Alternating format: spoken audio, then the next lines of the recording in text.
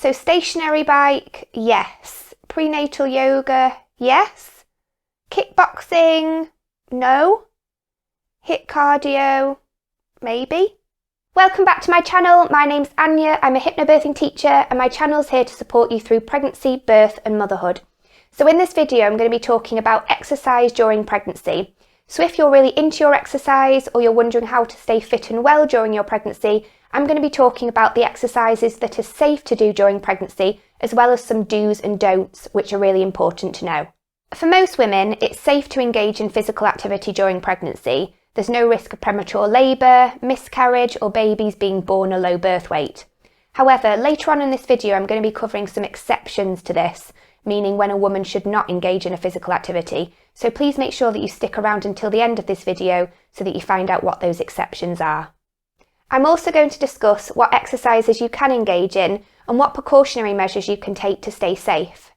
But firstly, what are the benefits of exercise during pregnancy? Because I know it can feel like a bit of an effort to do exercise as your baby bump gets heavier and you're feeling more uncomfortable.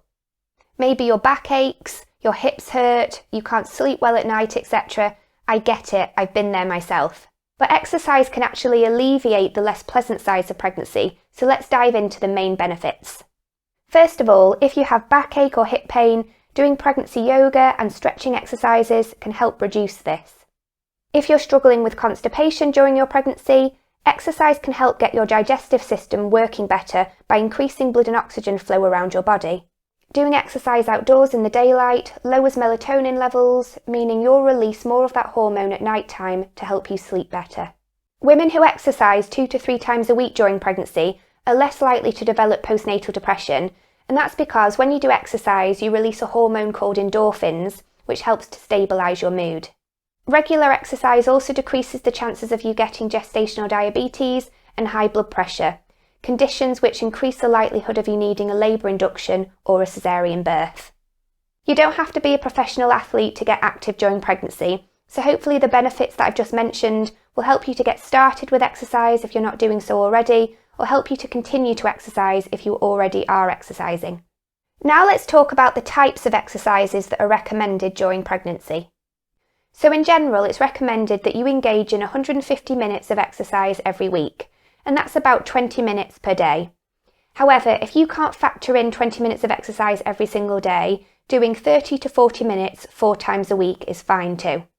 Now when I say moderate exercise, I mean your heart rate should rise a little bit, maybe you'll get a little bit sweaty, but you won't be gasping for breath and you'll still be able to breathe well enough to hold a conversation. If you're completely new to pregnancy exercise, you may want to start off slowly, doing a 10-minute walk per day and gradually building up to doing 20 minutes per day. Nothing too strenuous, just take it easy and enjoy being outdoors. If you were already doing exercise before pregnancy, like running, aerobics or weightlifting, speak to your doctor to make sure that it's safe for you to continue to do so. Just make sure that you're eating enough before and after exercising. You should still be gaining weight during pregnancy, even when engaging in physical activities. The average weight gain for a pregnant woman is between 22 and 28 pounds, with most of the pregnancy weight being gained after 20 weeks of pregnancy.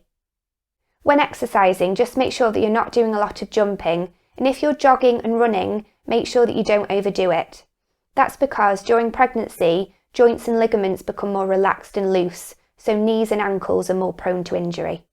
Also be aware that your centre of gravity shifts during pregnancy, so you may feel more unsteady on your feet at times.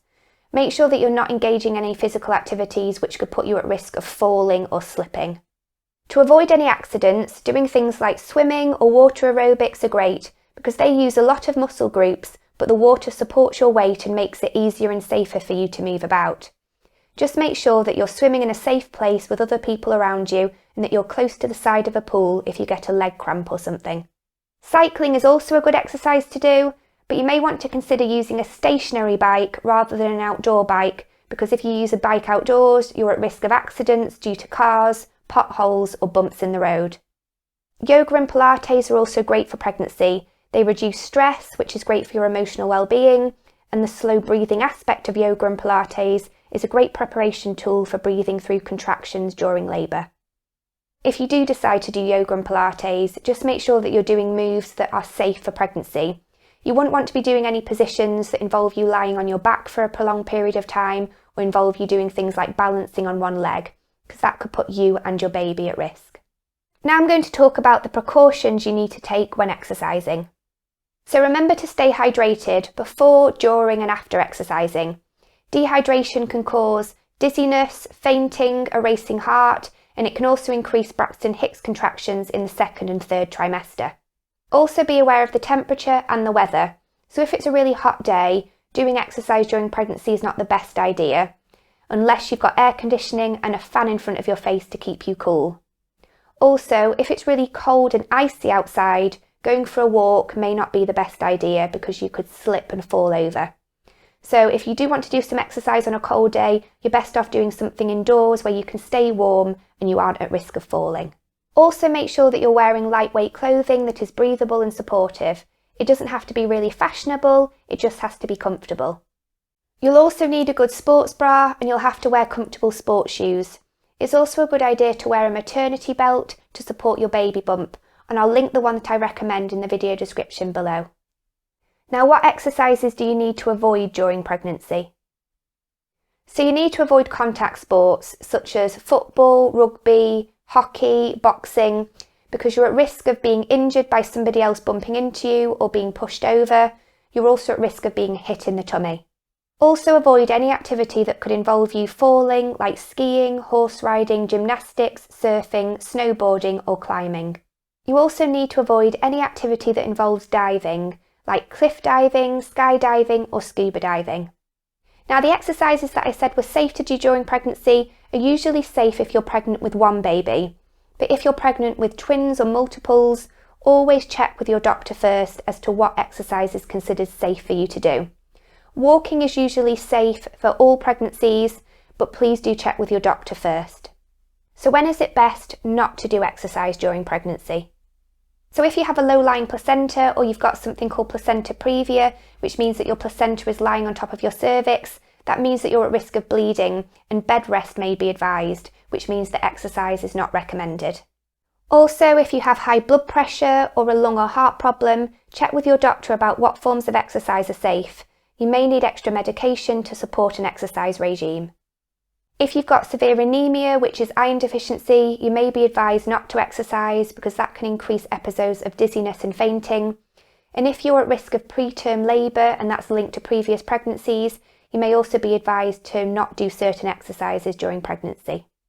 Also, if you've had something called a cerclage, where your cervix has been stitched closed to prevent premature dilation of your cervix, it may also be advisable not to exercise. So in conclusion, exercise during pregnancy is generally safe unless you've got any health concerns like I just mentioned, you're doing too much exercise or doing the wrong exercise, because that can cause pregnancy complications which I want you to avoid. I want you to be completely safe, so always check with your doctor or midwife about whether it's safe for you to exercise and what kind of exercise you can do and when it would be a good time to stop. During my pregnancy, I went for lots of walks and I walked up until the day I went into labour. I also used my stationary bike, but I had to stop using it when I was around 35 weeks. I did quite a lot of pregnancy yoga, but only really gentle routines, and I went swimming a few times a week because I found that it helped me to sleep better because it alleviated my hip and backache. However, every pregnancy is unique and every person is unique. This video is here to give you general information about pregnancy exercise, but always speak to your maternity care team as to what exercises are best for you and your individual circumstances. Thanks so much for watching today, and please check out this video on the screen right now to give you more tips for pregnancy.